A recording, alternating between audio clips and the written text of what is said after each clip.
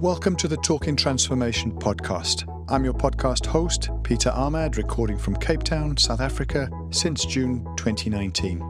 The Talking Transformation podcast provides an open and accessible platform for built environment professionals and interest groups to share their reflections and aspirations relating to the transformation of places and spaces in South Africa. It's intended to be a celebration of the individuals and community groups who are supporting formal and informal processes that are addressing the challenges of South Africa's history and shaping the future of our neighbourhoods and cities. Welcome to the third series of the Talking Transformation podcast, returning after an extended break, the last episode being published in October of 2022. Thanks to all of our guests and listeners for supporting the podcast in that year of 2022. The podcast remains an interactive and dynamic platform to support built environment professionals and community groups to reflect on their stories and approaches. The podcast is a reminder that despite our numerous challenges, there are great stories and successes to reflect on. It'll be interesting to see how 2023 plays out for communities in the different spheres of government. National and provincial elections are approaching on the horizon. The turbulence we see, particularly in those coalition metros up in Gauteng, reminds us that the noise and the complexities will continue. Load shedding, water resource management, land invasions, flooding, all of these have had impacts on households, on communities, and more broadly the towns, the cities and regions. And it's imperative that collectively we dial up the positivity, seek opportunities for implementation and impact in the work that we do and the partnerships we foster. In 2022, we touched on partnerships and collaborations within the municipal sphere of government. We kick off 2023 and this new third series of the Tokyo Transformation podcast, revisiting that theme and reflecting on town planner Ashleigh Manyara's recent study tour and studies based in the cities of Tokyo and Yokohama in Japan. It was a real pleasure to chat to Ashleigh, a former colleague, about her adventures and the lessons learned. On the day of recording this introduction, I and about 50 others attended the memorial service for Shahid Solomon, who recently passed on. Many others also participated via an online live feed. I never did get the chance to chat to Shahid on this particular platform, and that remains a great regret. I do, however, wish to extend my condolences to Shahid's family, friends and colleagues. Shahid left an indelible mark on communities across the country in the professional world of planning that he was such a cornerstone of. This episode is dedicated to the memory of Shahid Solomon. It's just gone 5:20 on Monday, the 30th of January, 2023, the first podcast of a new year. And I'm absolutely delighted to be joined by former colleague, senior professional officer in the Metropolitan Planning Department, Ashleigh Manyara. Ashleigh, how are you keeping? I am great, thanks. And yourself, Pete? Thanks for the introduction. And how are you? Me, I'm fine. It's just great to finally have you. I think you and I have talked. You've been one of the big supporters of the podcast over the years. You've often given me feedback around what you liked and probably more importantly, what you didn't like on the podcast. So thank you for that. And really looking forward to hearing from you about your experience, particularly last year. You've got a rich CV in the planning world, but last year it took you far afield into Japan and some studies there. And I'm looking forward to hearing about your experience there. But before we get stuck into that, how's the year started? How's January treated you? And what's been keeping you busy these last few months since we last caught up? The year started on a high note. The excitement of the trip in Japan and all the learnings have given me the jump start for the year. So I'm excited. I have something to show in terms of a tangible product for all the 18 months that I spent on the study and then obviously trip itself. So there's been quite a lot to be able to share. So I'm quite excited. What's been keeping me busy? The MSDF finally approved recently.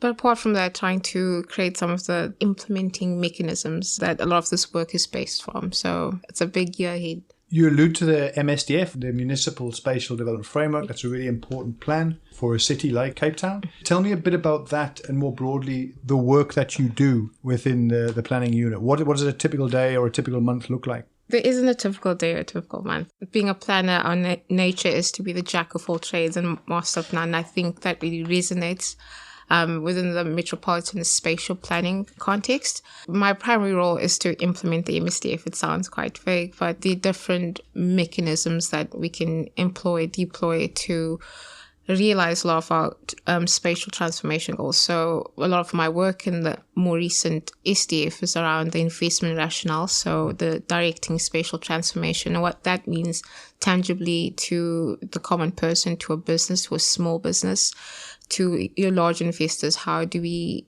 allow ourselves to be more competitive? So I think I really fought for the SDGs, the Sustainable Development Goals, to be part of that packaging and the technical review. And I think my largest contribution is around the policy statements within the MSDF. That I like to think I contributed quite a lot of that, but mostly around the economic and the transport component. The typical day is trying to find ways to realize a lot of these elements in our daily transactions as planners. And how did the work that you do and it's policy work, it's different sectors that you're looking at. You've also worked with some of the tools, and I'm sure we'll talk about the Spatial Costing Tool, or SCOT as it's quite well known. But I mean, how did all of these work elements take you to Japan? And prior to that, obviously the course, and what was the course about? How did that shape some of your thinking in the review? The review itself influenced the work. There was a lot of consultation, of discussions, testing hypotheses with colleagues, testing a lot of the challenges that we were facing at the time. We still are COVID, the energy sustainability being important. A lot of the work that was put into the Cape Town action plan that was presented in Yokohama, Japan, was based on being part of a lot of those processes and trying to find alignment and coordinate in terms of, for example, having the new mayor come in with the new IDP. That gave a lot more strategic guidance as to where to focus. So got the impetus there. And there was more or less almost a similarity in that you can see there's a change, a general discourse, and there's a shift to sustainability and a more inclusive economy. And so a lot of those elements were part of the technical review. And SCOT, the Spatial Costing Tool, and the work that I've put into it helped provide the evidence base. So how we actually can quantify, how we measure the impacts of some of the decisions that we make or the policies that we make. It was actually a concurrent process. And with that, it allowed me to review the model. Over the past, I think, 18 months, we tested it on various types of applications. So de-densification of informal settlements in the heart of COVID, as well as feasibility for certain sites. More recently, looking at qualifying some of the spatial arguments around the Cape Winelands airfield, your N1 corridor, and running some of those numbers in the model and realizing some of the missing links are transport, and realizing that as a municipality, we have to get the right entity to provide that missing link. Providing that evidence base and corroborating and testing it through the process was one of the outcomes of that process. It seems obvious, but let's not take anything assumed. Why is understanding costs in relation to infrastructure, whether it be capital costs that are obviously for the project and then the maintenance and the operating costs, why are those important for a municipality, a metro such as Cape Town, or whether it's a neighbouring municipality like Theovatisklip? Why are these things important for municipalities? As a whole, and not only South African context, if you look at just the global precedent, fiscal sustainability and fiscal austerity is such a huge indicator to the potential and the performance of a city. Understanding where we spend the money as a municipality, understanding where the opportunity costs are, and understanding where the deficits lie is very important to be able to understand the long-term implication. That's not me even bringing in the regulatory requirements. You have the Spatial Planning Land Use Management Act and its regulations, where fiscal sustainability is one of the tick boxes in which, not even a tick box, you have to demonstrate that you're making a decision that is fiscally sustainable, that you consider all costs, future and current costs of the development being proposed. So whether it's social infrastructure or hard infrastructure, there's a need to have a holistic understanding of what that bottom line is. And maybe just to round off on that, the importance, I think, also as being a citizen and being a planner is that at the end of the day, it's state and you have the private sector and then you have the people. So when we look at things, we see state-owned entities and those kind of things. But at the end of the day, the bottom line all feeds into state. So it's very important to consider the fiscal impact of the decisions that we make, and not only in the short term, it's more so in the long term. The sustainability elements are key. What happens when things go wrong? When you don't get that sustainability element hardwired into the decision making? what we're currently seeing, the trends that we're seeing, so the sprawl, the inefficiency, the spatial inefficiency, the lack of service delivery or aging infrastructure that hasn't been reinvested in. So what we're seeing is an exacerbation of a lot of the issues that we're challenged with as cities. So being one of the most unequal societies in the world, grappling with those components and not being able to provide the right expenditure to provide economic opportunities or create access. So public transport, the biggest indicator for OECD countries when you look at the literature is how much they spend on infrastructure. That by itself has a contribution to its gross domestic product. So if we're not being financially sustainable and spending where we need to be, we're not making the impact. And we don't actually get a return on our investment as a state or as a municipality. And there are long-term implications. So, for example, if you quantify the costs of displacing industrial land, for example, there's so many other things you have to think about. But the macroeconomic implications of displacing land that could potentially provide higher density opportunities to low-skilled or semi-skilled workers that is in proximity to public transport provides that opportunity to reduce the transport costs and allow the person to actually spend on services. And that expenditure and that buying power is so powerful, and that fiscal sustainability at the end of the day helps, I think, everyone in the development space. So even as an individual, your contribution.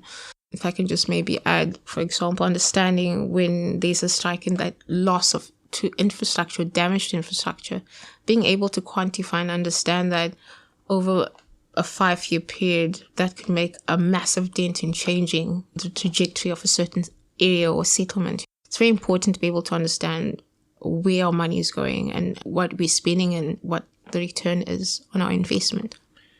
You're alluding to at least 3 scales there. There's the household, there's the municipality itself, and then there's the sectors. That you talk about different land uses and sectors like the industrial sector, etc. But it was no surprise to me that the Japanese International Cooperation Agency, or JICA, as I think it's known, that they would be interested in this. And you alluded to an action plan. What is it they were offering, and how did your offering as part of the Cape Town team meet their needs, and how did you then integrate into the sort of curricula that was being discussed there?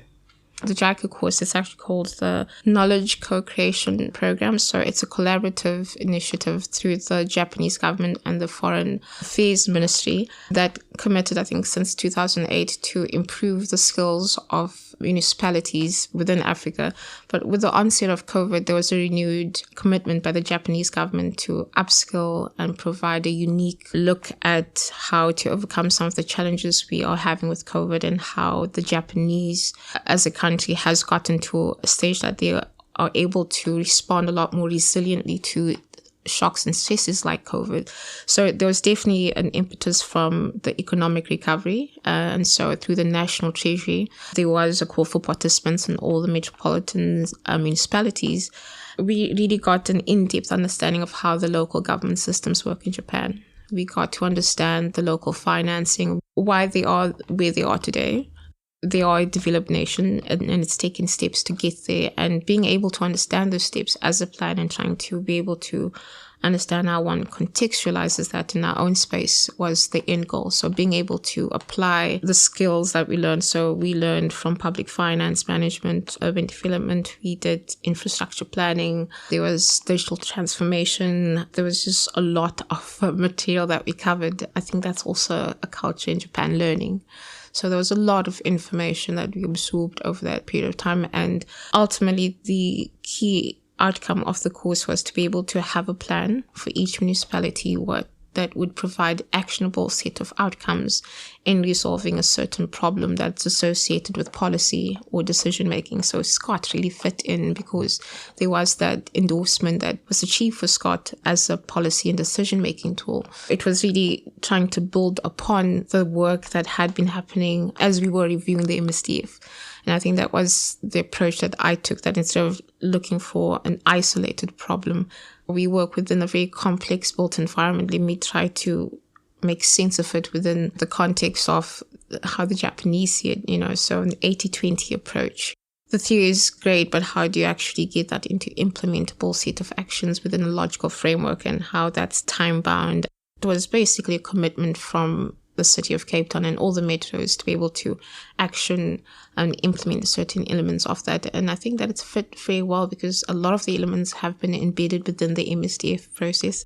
The seeds were planted through the process. There was always a line of sight that the work was going to culminate into something useful, that all the engagement done internally, externally, and a lot of the demystifying that had to be done was part of the process, and that SCOT provided the platform as an evidence-based tool to aid in that process and making more clear decisions.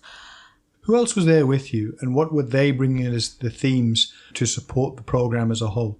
There were a total of 3 metros, including the city of Cape Town. So it was city of Mangaung, an eThekwini municipality, and obviously the city of Cape Town. If I can just start with the metros, Mangaung, probably the most well-represented municipality. We had the general manager for human settlements. We had the general manager for roads as well. And we had almost the CFO, supply chain management and finance present, and all in one team. Fantastic. That was a great ensemble of participants. And City of Tshwane on it, 1 participant. And then National Treasury had a number of officials from the intergovernmental relations that really did make the whole program happen. So a large thanks to the team.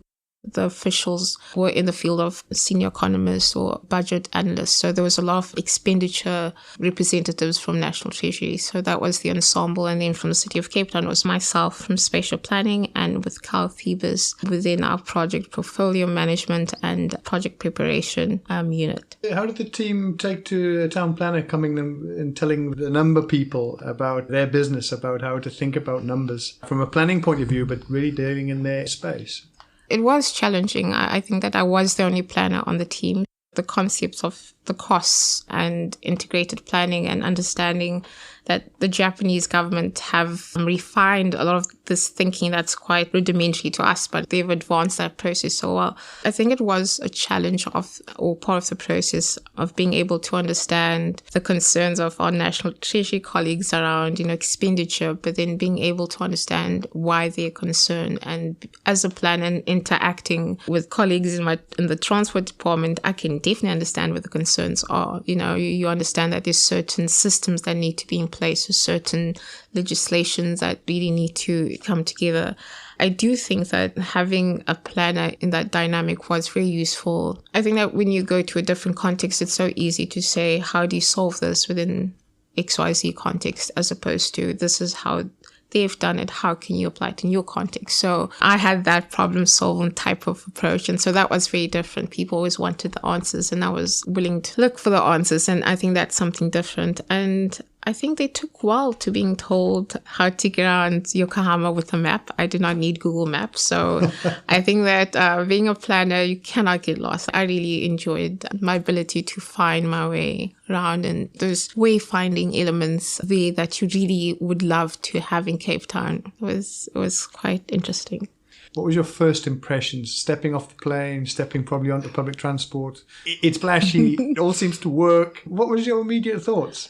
I think as a planner, I really appreciated the order, the structure, the harmony, taking the flight back. You realize that they're not really worried about the capitalist component of it. For example, in Singapore, you couldn't buy a bottle of water, whereas in Japan, their constitution's based on their diet. So everywhere you go, you always have access to the food, water, or, finding SIM cards in the vending machine. So a lot of the technology that really blew me away. And I understand why the need for that is, but I realized that we have normal and similar problems and challenges to get to where there have been. Free Wi-Fi on the bus was quite nice as well. So small things like that. Feeling safe. I think that was my hypervigilance stopped like 2 days afterwards, realizing that I'm actually very safe. And I think that was the big cultural experience or difference, is feeling safe, and not saying that nothing bad happens, but I could walk home at 2:00 in the morning, not have to worry. And that's something you'd want for someone else and our community at large. So that was the one component, and that everyone's incredibly friendly, helpful, even if they can't speak English, or the fact that people are willing to go out of their way to help you.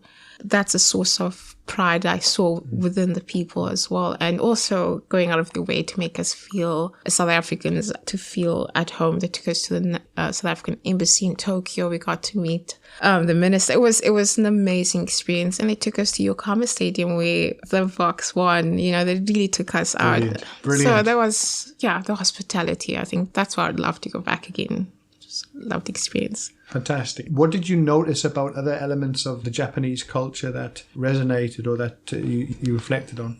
I think I mentioned this, the culture of learning and relearning. There's this article written by the World Bank Institute around the local government system in Japan and how they've evolved. And it shows you what the culture and the power of learning is and the power of education. Looking back, I think the one thing that stands out is going to a town in Shiwa, a rural town, and knowing that 6-year-olds know what the SDGs are, versus as a professional when you have to actually debate those things, in a professional environment, around SDGs. So that really showed me the importance of knowledge, power, and access to it, and creating access to it. And that there are multiple ways that we can innovate around that. And I think that's also a cultural component, is being able to innovate with the needs of the people. Everywhere I would go, the experience and interface or interaction with technology was always different. You were never prepared. It was just depended where you were. And I think the last thing that was quite important for me is being mindful. And I think that's the culture that the Japanese, it's being mindful of other people.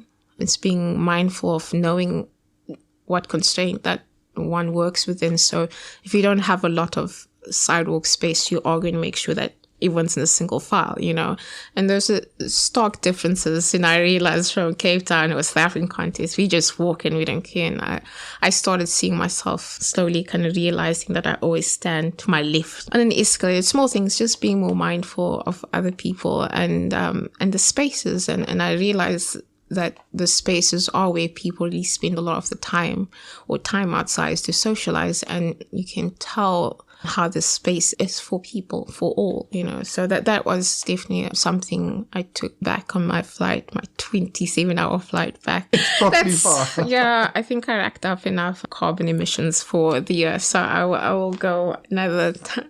I'm sure you'll find a way to atone on the SDGs through your MSDF review efforts. But you've talked about the public realm and how the design is important. I mean, the built environment there is quite extreme. I mean, the densities are extreme, the living space. So, to my mind, is a very good example of how you've got to get the public realm right in order to have that type of living, because clearly it wouldn't be living for everybody because the densities are extreme. Any reflections on some of the public open spaces you saw, the way that the social amenities were available and that type of thing?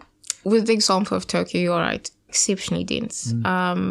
Public open space, when you go to the Tokyo Skytree, you can actually see a lot of the rooftops being used for open space, for sports fields. I think that what's unique is how we define the public realm, because the public realm also includes mass transit, your access to the station and those type of spaces. So when the design of the public realm, it incorporates those elements. So how you connect from the train to that, that's a social space. If I recall properly, a lot of the requirements are you need a certain extent wide for pedestrian, and then you need 2 meters for foliage and so forth. So that's specific with Yokohama. They're quite specific on the parking mustn't be visible as you walk, because the pedestrian comes first. So it's a prescribed code. Apart from that, you can build whatever you want. It's probably just the color and the height, small things like that. But the interaction with the public realm is very important. More so, I think Japan faces the challenge of a declining and aging population. So how those spaces look like now, when we went, which was in November, looked rather empty because there wasn't quite a lot of people. But again, it's realizing that when you also build and when you get to that apex and you're quite developed, you still do need to sustain the thresholds to support those populations, or the populations to support the infrastructure, because those are some of the challenges is you have that, but you don't have the people. Those were quite critical elements, understanding that the public realm is obviously a function of your overall planning, but then we also went to smaller parts of Yokohama where you have the community paying 30% of their rates to ensure that a park is built in their area, and those amazing type of approaches that I'm sure that if we applied our minds, we could find ways to do that. And sitting in the presence of the community, the city officials, and obviously an intermediary, that was also great to see how actively involved the placemaking is. So it's not only the responsibility of the municipality, there's an ownership of the community, and there's that role sharing and that mindfulness or respect. I think it's that mutual respect that you need to be able to also uplift yourself, but you also need to have the tools and the means to do that. So that was really a great experience to see the scales in which the public realm and how people contribute to that, because the finance is also scarce in Japan. I think the debt ratio per person is it's very high. Mm-hmm. The cost of living, I would say it's not, because I was a foreigner, so I was visiting. But if your diet is the core of your constitution, it makes sense that farming, trade, and all of these type of industries are performing well to ensure that everyone's fed, that there's a sustainable economy. And that's very important and makes that direct correlation to the planning, the local government systems. And that's, again, something in that article by Farouk Iqbal from the World Bank Institute. I think it's a great article to kind of take you through some of the milestones as to how the citizens' movement in the 50s changed. I think that's what we are going through as South Africans at the moment, where we are upset and we want to not be governed anymore. We want to have an active role in some of the decisions. So that's a very good contrast, kind of show the evolution. I think that we are part of that journey or on that journey as we speak. So really interesting, sort of almost thinking about the whole, what does new governance mean? And some of the lessons learned in that transition post-war from the Second World War, that amazing rebuild that Japan really had to find itself in a new world order rather.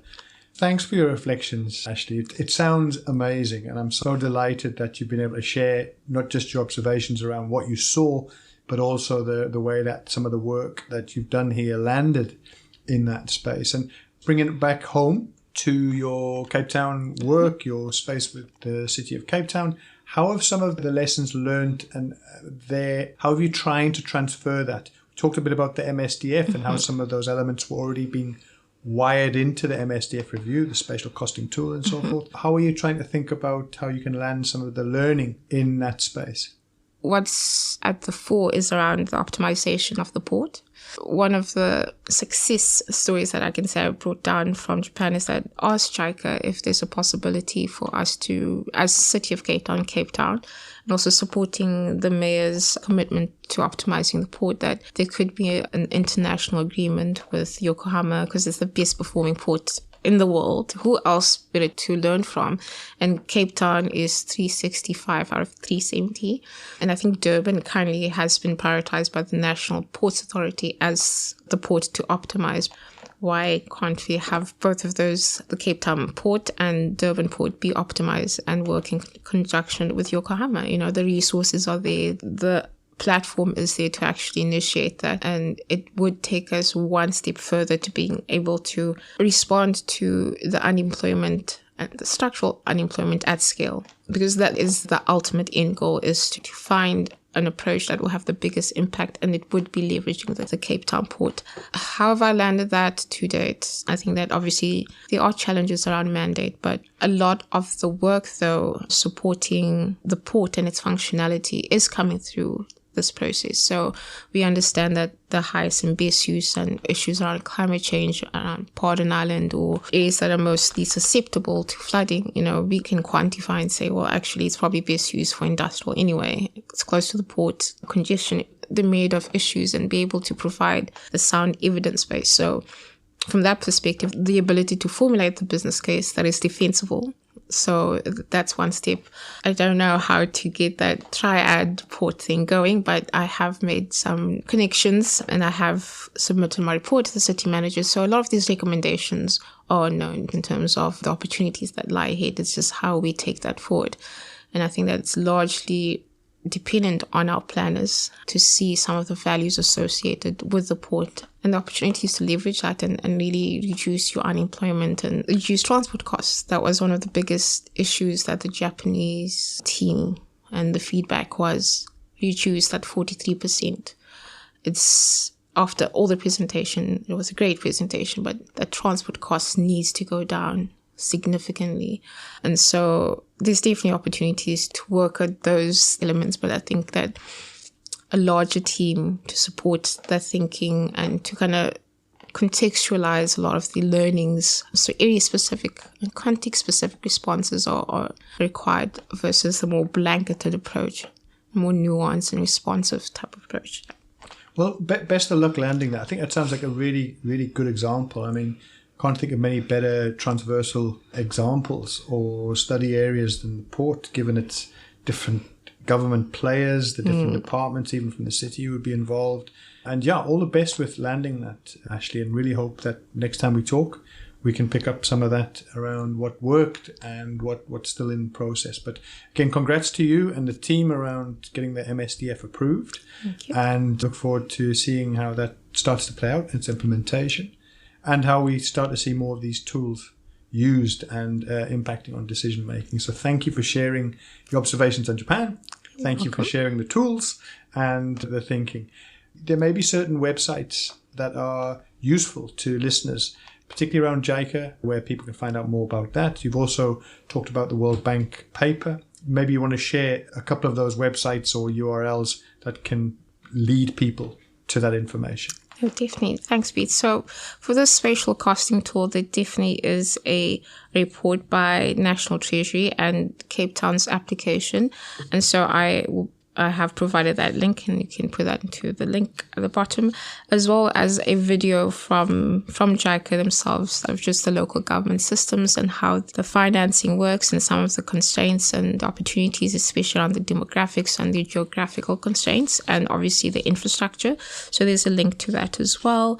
And then there is also a link to that World Bank Institute article by Farouk Iqbal that will also be shared as well, that you can access.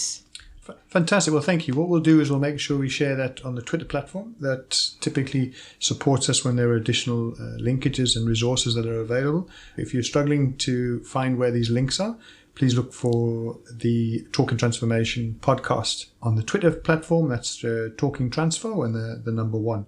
So thanks very much, Ashleigh. Anything further before we wrap? I just want to say a huge thank you to the team that we went with in Japan. It was an amazing experience to learn from other municipalities and other departments.